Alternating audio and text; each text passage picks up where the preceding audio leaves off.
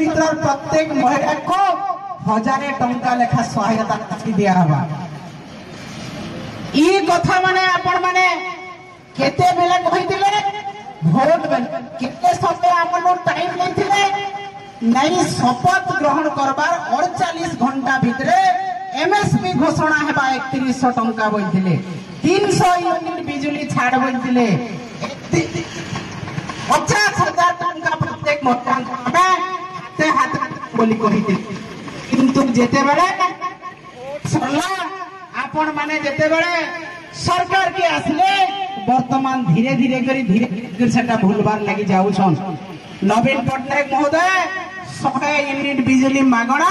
एवं 50 unit subsidy दे दिले जेनटा कि प्रत्येक इलेक्ट्रिक ऑफिस के चिट्ठी आसी सारथिला न